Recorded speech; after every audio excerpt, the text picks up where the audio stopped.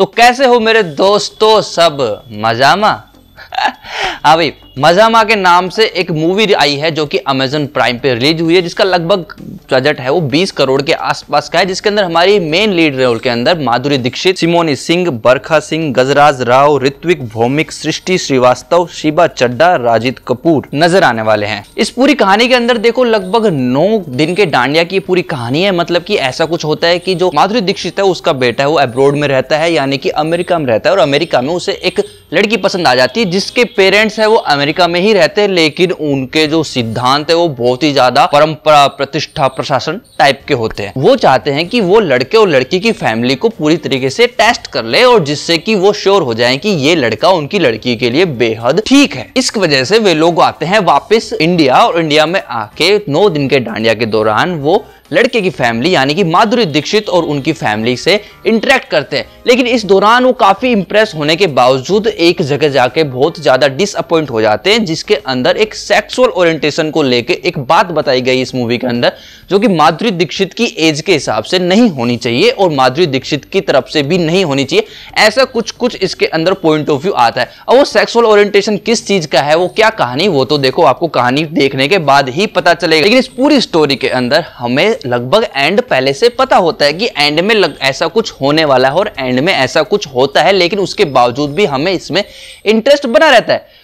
हम ये देखना चाहते हैं कि आखिर ये उस अंजाम तक कितने इंटरेस्टिंग वे में पहुंचती है, और कहानी बहुत ही सिंपल और सोबर तरीके से उस एंड तक पहुंचती भी है, जो हमें इंटरेस्टिंग लगता भी है। इसके अंदर माधुरी मैम ने बहुत अच्छी एक्टिंग स्किल्स दिखाई है। हाँ, हमें उनके इमोशंस फील होते हैं। वो अपने एक्सप्रेशन से ज्यादा बोलती हैं, अपने डायलॉग से कम बोलती है। वो एक आइडियल माँ है इस स्टोरी के अंदर, लेकिन उस आइडियल माँ के भी अपने कुछ राज हैं, अपने कुछ चीजें हैं, अपनी कुछ कॉम्प्लिकेशन है जिसे वो दबाए रहती है, और वो हमें पूरी स्टोरी के दौरान डेफिनेटली अच्छे तरीके से फील होती है। इस चीज के लेके मैं माधुरी मैम से टोटली इंप्रेस्ड हूं। देखो लगभग सारे सपोर्टिंग रोल्स थे वो अच्छे लगे मुझे, लेकिन माधुरी मैम के बाद जो दूसरे नंबर पे मैं सबसे ज्यादा इंप्रेस हुआ वो उनसे हुआ जो माधुरी मैम के हस्बैंड का रोल प्ले कर रहे थे, यानी कि हमारे गजराज राव सर। देखो इनको आपने काफी सारी वेब सीरीज, काफी सारी फिल्मों में देखा होगा।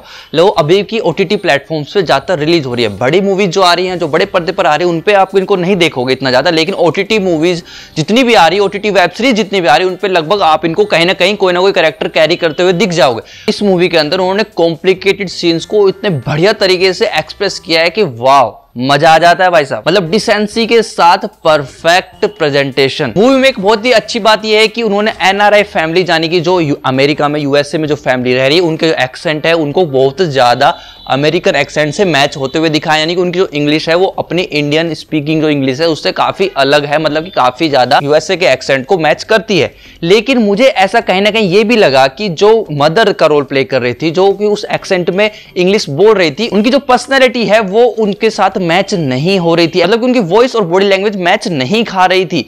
अब ये मुझे ही फील हुआ या आपको फील होगा, वो तो आप मूवी देखने के बाद कमेंट करके बता सकते हो। पूरी कहानी के अंदर मैं एक सीन है जिसके बारे में जिक्र जरूर करना चाहूंगा, क्योंकि वो जो सीन है वो बिना किसी डायलॉग के बहुत कुछ एक्सप्रेस करता है। बतौर राइटर मैं समझता हूं कि वो सीन कितना खास था। वो सीन कुछ ऐसा होता है कि माधुरी दीक्षित जी का सभी घर वालों से झगड़ा हो जाता है। लगभग मतलब पर्सनली सबसे कुछ ना कुछ खिटपिट हो जाती है, मतलब कि उनके पति से, उनके बेटे से और उनकी बेटी से। अब वे तीनों अपनी गिल्ट के अंदर है, और माधुरी दीक्षित जी वो हर्ट होके कहीं कमरे में बंद है। और वो तीनों आके बैठते हैं। पहले बच्चा बैठता है यानी कि लड़का बैठता है, फिर लड़की बैठती है। अब लड़का कैरम बोर्ड के पास बैठा हुआ है, और कैरम बोर्ड पे वो अपनी बहन की तरफ स्ट्राइकर को पास करता है, लेकिन उसकी बहन भी उस स्ट्राइकर का कुछ नहीं करती है। फिर उसके बाद में उनके पापा आगे बैठते तो अपने पापा को स्ट्राइकर पास करती है। मतलब कि तीनों एक दूसरे को स्ट्राइकर पास करते हैं, पर कोई भी स्ट्राइक कर नहीं रहा है। मतलब कि इससे हमें साफ साफ ये समझ में आता है कि तीनों को पता ही नहीं है कि उन्होंने कितनी बड़ी गलती करी, या तीनों के पास कोई भी शब्द है ही नहीं कहने को। सब अपनी अपनी गिल्ट में कुछ करना चाहते हैं, पर किसी के पास कोई जवाब है ही नहीं। ये सीन के अंदर की डिटेल थी जो मैंने पकड़ी। हो सकता है आप लोग भी इस चीज को फील करो। यदि आप देखते हो डेफिनेटली इस सीन को देखना। बात करें कि ये फैमिली मूवी है या नहीं, तो मेरे हिसाब से एक फैमिली मूवी नहीं है। इसके पीछे 2 रीजन है। पहला रीजन तो ये है कि इसके अंदर स्टार्टिंग से कुछ किसिंग सीन्स आते हैं और एंड तक कुछ किसिंग सीन्स आते रहते हैं बीच बीच में, तो आपको हो सकता है कि ऑकवर्डनेस फील हो सा है फैमिली के साथ में। इसके अलावा इसके मेन थीम के अंदर ही एक सेक्सुअल ओरिएंटेशन को लेके जागरूकता है, तो सेक्सुअल ओरिएंटेशन से जुड़ी हुई मूवीज को लेके यदि आप अपनी फैमिली में कंफर्टेबल फील करते हो तो आप देख सकते हो, वरना ये मेरे हिसाब से तो कंफर्टेबल कहीं से भी नहीं है। क्योंकि चाहे जितनी मूवीज बना लो, इंडिया में अभी भी पूरी की पूरी फैमिली सेक्सुअलिटीज को लेके इतनी जागरूक नहीं है। अब नहीं है तो नहीं है। स्टोरी के जो बैकग्राउंड म्यूजिक है वो अच्छा है, डिसेंट है, कब काम करके चला जाता है हमें पता ही नहीं चलता है। एक म्यूजिक है, दो म्यूजिक है जो लगभग मेरे हिसाब से लिरिक्स सेम है पर अलग अलग तरीके से उनको कंपोज किया गया है, तो वो भी अच्छे हैं, मतलब आपको फ्लो के अंदर रखते हैं, आपको इमोशनल भी कर देते हैं। बहुत ज्यादा गुजबम्स वाला एक भी म्यूजिक नहीं है इसके अंदर। डायरेक्शन भी डिसेंट है, डायरेक्शन भी आपको पसंद आती है। बजट है वो दिखता है कि 20 करोड़ का बजट कहां लगा है। अब बात करते हैं मेरे फाइनल स्टेटमेंट की, तो देखो मैं यही बोलूंगा कि ये एक वन टाइम वॉच मूवी तो डेफिनेटली है। आप इस मूवी को देखने के बाद में रिग्रेट बिल्कुल भी नहीं करोगे। यदि मैं रेटिंग्स में अपनी फीलिंग्स को एक्सप्रेस करना चाहूं तो मैं आपको बताऊंगा कि मैं इस फिल्म को रेटिंग दूंगा 2.9 की।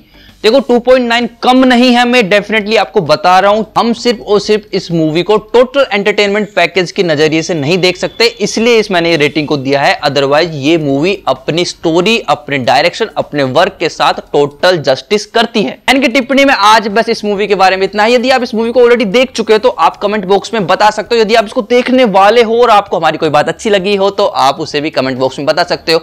सब्सक्राइब कर रखा है तो बहुत ही अच्छे, नहीं कर रखे थे तो कर लो यार, करने में कुछ नहीं जाता, बस बातचीत होती रहती है। यदि आपको पसंद है तो इंस्टाग्राम पे मैं मिल ही जाऊंगा आपको, बाकी की बातें करेंगे अगली